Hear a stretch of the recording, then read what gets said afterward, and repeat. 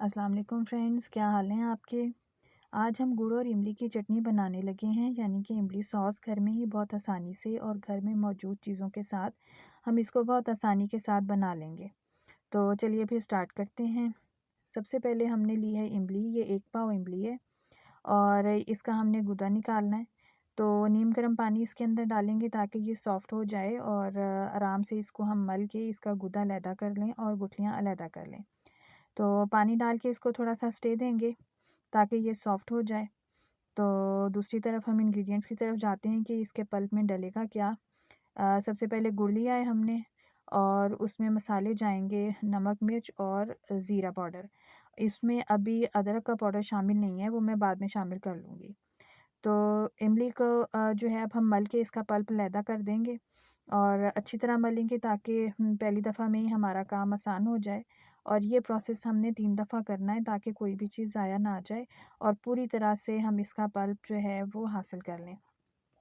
पीछे सिर्फ़ गुठलियाँ ही रह जाएँ। तो ये देखिए अब अच्छी तरह से इसको मल रहे हैं। नीम गर्म पानी में हमने इसको भिगो दिया था और अच्छी तरह अब ये सॉफ़्ट हो गई है और बड़े आराम से इसकी गुठलियाँ जो हैं वो अलहदा हो रही हैं।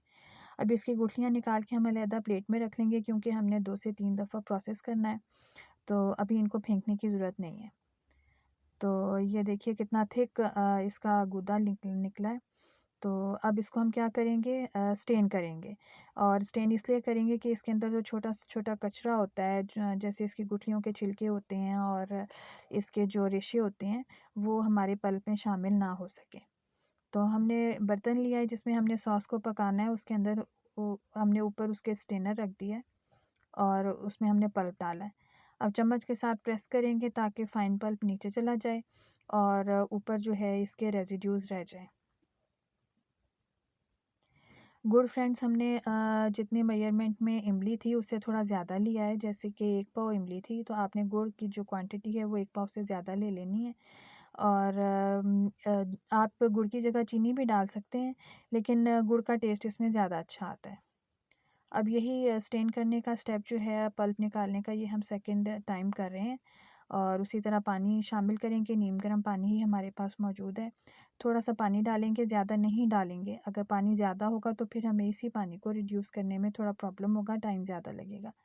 बस पानी उतना ही डालें जिसमें आराम से पल्प निकल आए और हम गुठलियाँ अलहदा कर लें। ज़्यादा पानी डालने की ज़रूरत नहीं है, क्योंकि गुड़ ने अगर डिज़ोल्व होना है तो वो फ़ौरन से डिज़ोल्व हो जाता है। इसमें कोई इतना कोई मुश्किल काम नहीं है, मुश्किल बात नहीं है ये। थोड़े से पानी में भी ये डिज़ोल्व हो जाएगा। तो ये देखिए सेकंड टाइम भी हम इसको स्टेन कर रहे हैं उसमें डालकर और थर्ड टाइम भी हम ऐसा ही करेंगे ताकि जो पल्प जो है वो पूरी तरह से हम इमली का हासिल कर लें।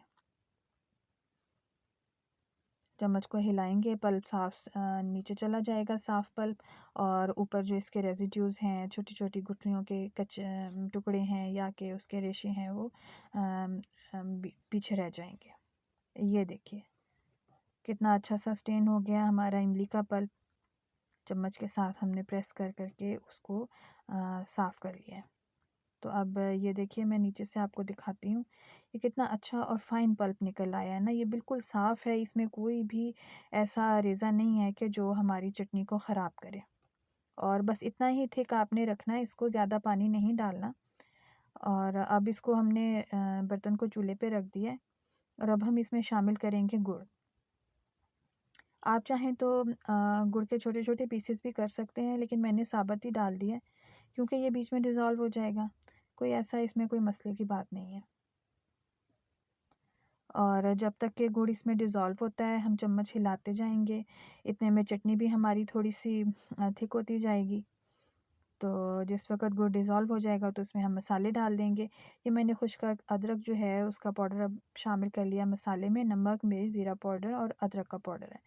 तो ये हस्बे ज़ायक़ा ही चीज़ें हैं, आपने उसमें डाल लेनी है और मसाला ज़रूर चखना है जिस वक़्त चटनी तैयार होने लगे। अगर कोई कमी बेशी हो तो आपने उसको पूरा कर लेना है बाद में। तो ये देखिए अब इतनी सी चटनी हमारी इतनी अच्छी सी थिक हो गई है, चूल्हा हमने नीचे से बंद कर दिया है और बस इससे ज़्यादा हम इसको थिक नहीं करेंगे क्योंकि ठंडी होके ये ज़्यादा थिक हो जाएगी। और इसको चाहें तो आप जार में इसको डाल के जब ठंडी हो जाए तो फ्रिज में रख दें, 1 महीने तक चलेगी आराम से, क्योंकि इसमें कोई ऐसी चीज़ तो है नहीं कि जिससे चटनी ख़राब हो जाए। तो आप को वीडियो अच्छी लगी है तो इसको ज़रूर लाइक कीजिएगा, अपने फ्रेंड्स के साथ शेयर कीजिएगा, मेरे चैनल को सब्सक्राइब करना बिल्कुल भी ना भूलिएगा। और इसे अपने घर में साफ़-सुथरे तरीके से बनाएँ और दही बड़ों के साथ खाएँ, समोसों के साथ खाएँ, चने की चाट लें या और भी किसी चीज़ के साथ आपका दिल चाहता है तो इसको ज़रूर ट्राई करें।